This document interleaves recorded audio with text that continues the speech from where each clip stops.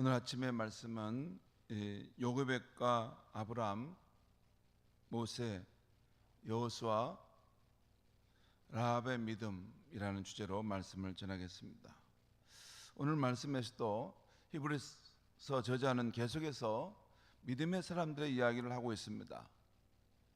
우리가 앞에서 보았던 아벨, 에녹, 노아, 또 아브람과 그의 자녀들, 그런 이야기들을 쭉 보았는데, 오늘은 모세의 부모와 모세, 여호수아, 그리고 기생 라합이 믿음으로 행한 이야기를 소개하고 있습니다. 오늘 23절 말씀 보겠습니다. 23절, 믿음으로 모세가 낳았을 때 그 부모가 아름다운 아이임을 보고 석 달 동안 숨겨 왕의 명령을 무서워하지 아니하였으며, 여기는 모세의 부모의 그 믿음이 나와 있어요.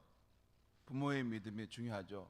부모가 어떤 믿음을 가졌느냐에 따라서 그 자녀가 영향을 받기 때문입니다. 이 모세의 부모는 성경에 보면 요게벳과 아브람이라는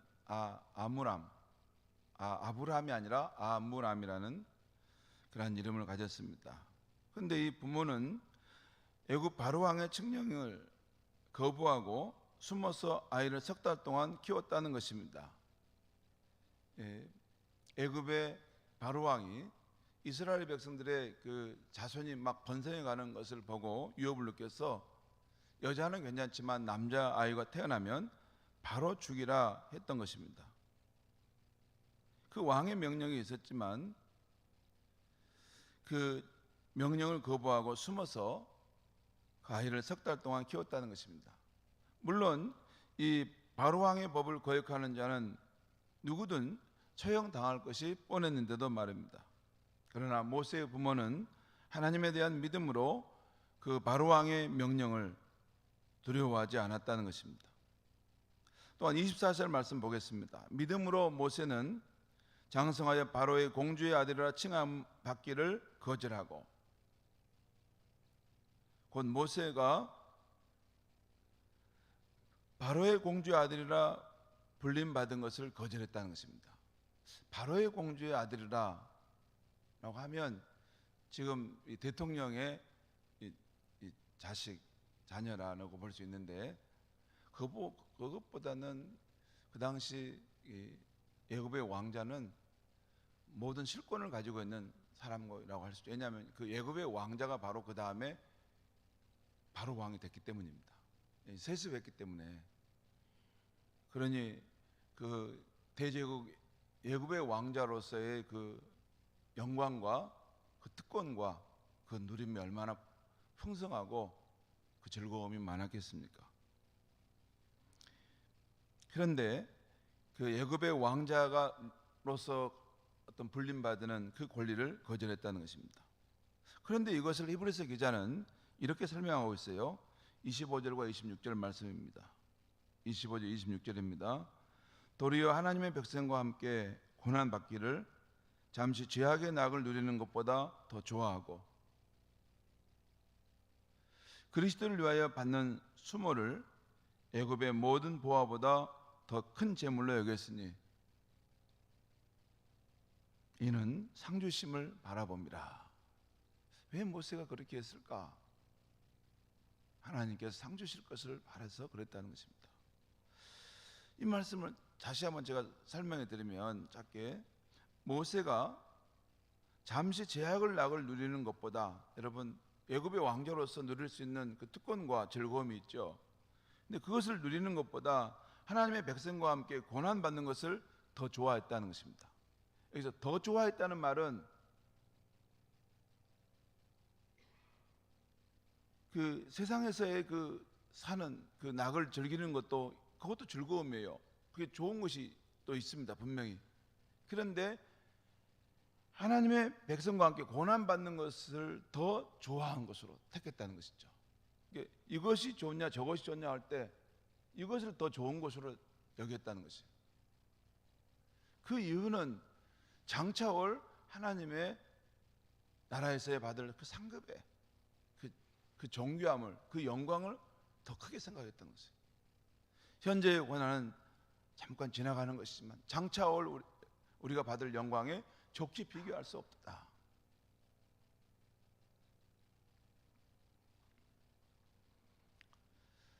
또한 모세는 애굽의 모든 보화보다 애굽에서 그가 왕자로서 누릴 수 있는 모든 보화가 있을 수 있겠죠. 그런데 그것보다 그리스도를 위하여 받는 수모를 더 큰 재물로 여겼다는 것입니다. 그러니까 이것도 귀한 재물이고 보화인데, 이것은 장차 올 하늘에서 하나님께서 우리에게 주실 그 상급에 비하면, 그 영광의 자리에 비하면 이건 조족지열 비교가 될 수 없는 것이기 때문에 이 현재 이 땅에 있는 그 보화를 내려놓고 버리더라도 그리스도를 위하여 수모를 받음으로 장차 그로 인해 받을 그 상급이 너무 크기 때문에 좋게 비교할 수 없기 때문에 그것을 더 큰 재물로 여겼다는 것입니다. 마지막에 이는 그가 상 주심을 바라봅니다. 이 말씀의 의미는, 여러분 이 성경 말씀을 볼 때 이 말씀을 그 부분만 보면 안 되고 그 히브리서 전체의 맥락에서 봐야 됩니다. 왜냐하면 지금 히브리서의 저자에 지금 그러지 않습니까? 히브리서 저자가 뭘 말했습니까? 우리가 지난 시간에 아브라함과 이삭과 야곱이 그 약속의 땅에서 가나안으로, 그 뭐냐면 그 장막을 치고 살았다고 했죠. 불편한 삶을 선택했다는 거예요. 이 땅에서 부귀영화를 누릴 수 있는데 그렇지 않고 이 땅에서 장막을 치고 살고 나그네로서의 길을 갔다는 거예요. 그렇다고 아브라함이 가난하게 살았다는 걸 말하는 게 아닙니다. 삶의 태도가 그랬다는 거예요. 아브라함은 부자였어요. 부유했어요. 그 당시 그곳에서 권세 있는 사람이었어요.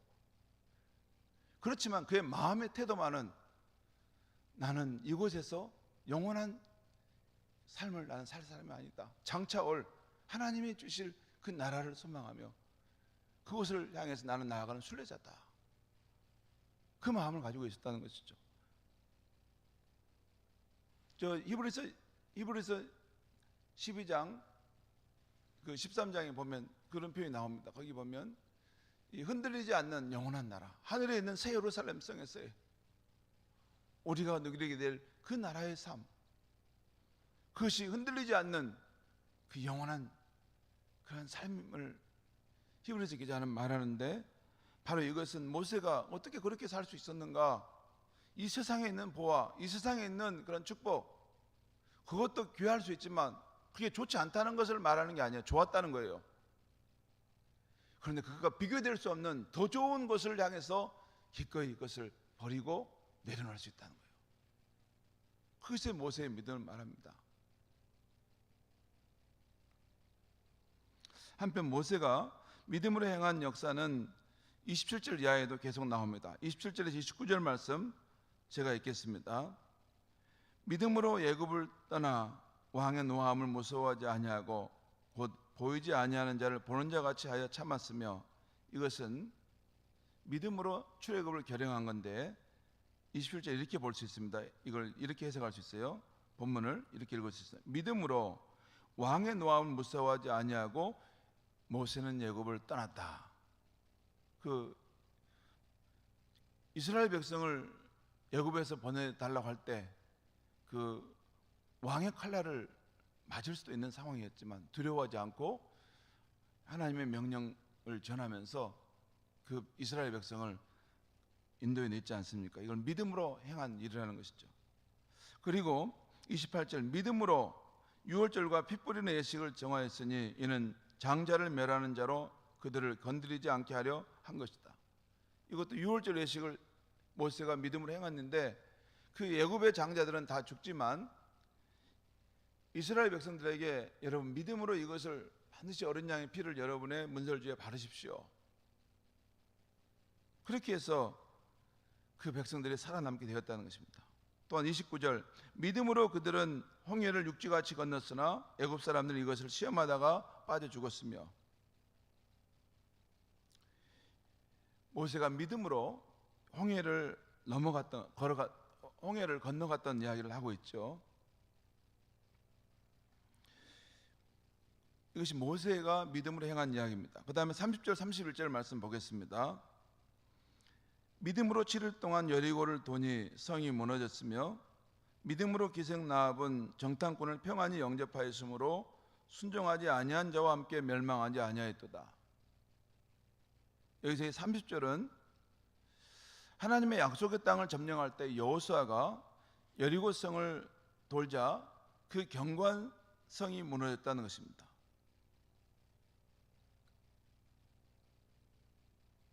좀 믿음이란 세상의 관점에서 볼 때는 어리석게 보입니다.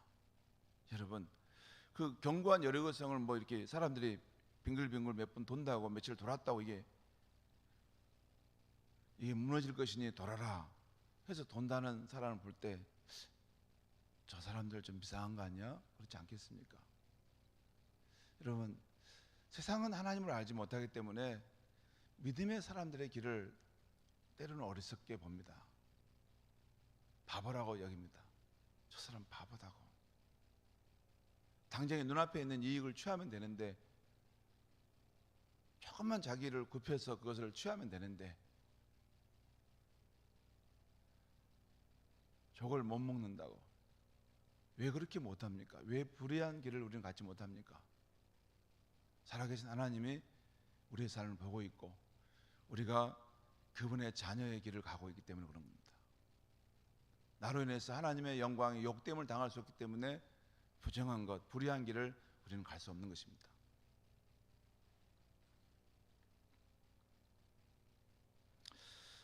아무튼 여호수아가 여리고성을 무너질 것이라고 생각하고 돌았는데 하나님의 말씀에 대한 신뢰죠.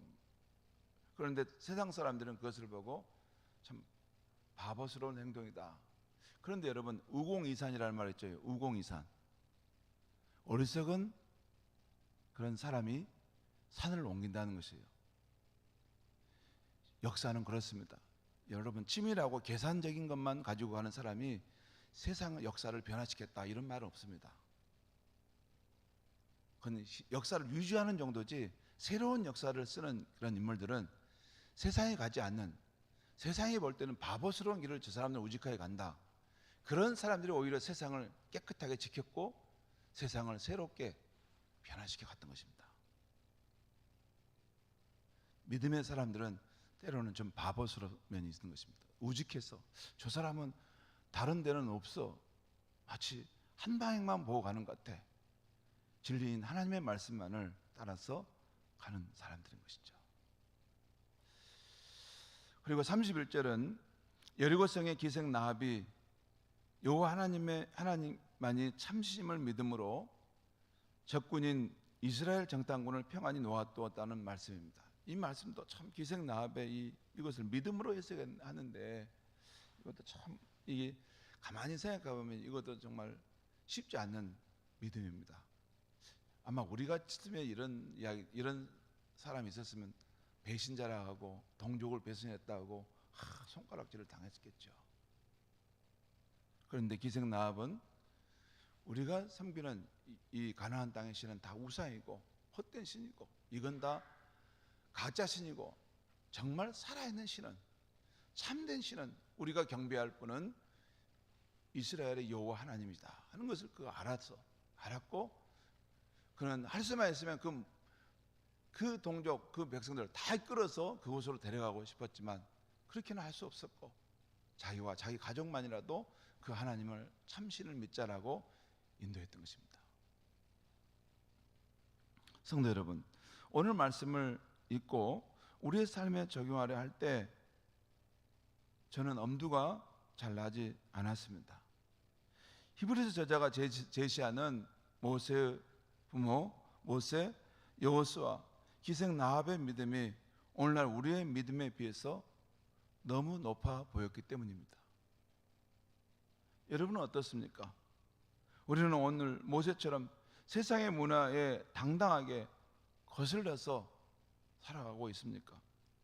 아니면 세상의 풍조와 유행을 따라 조금씩 타협하며 살고 있습니까? 또한 그리스도께서 맡기신 복음의 사명을 위해서 기꺼이 불편함과 수고로움을 선택하고 있습니까?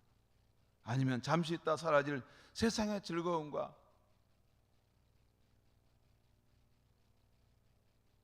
쇠락해가는 내 육신의 편안함의 길을 따라 가고 있습니까? 저는 오늘 말씀을 묵상할 때 히브리서 저자가 계속 말하고 있는 장차 하나님이 상 주실 것을 바라보게, 모세처럼 하나님의 백성과 함께 고난받기를 잠시 죄악의 낙을 누리는 것보다 나는 더 좋아하는가?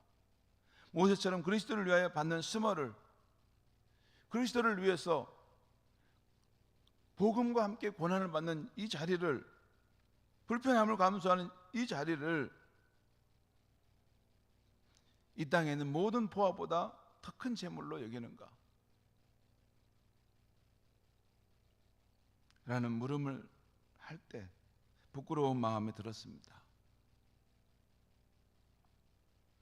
그리고 오늘 아침에 나온 말씀에 나온 모세, 여호수아, 라합이 믿음으로 살았던 것처럼 단호하게 살지 못하고 있구나 하는 마음이 들었습니다.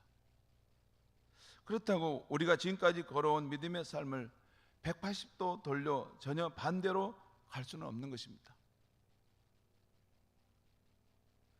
그리고 우리 각 사람은 하나님이 불러주신 삶의 자리와 환경이 있는 것입니다.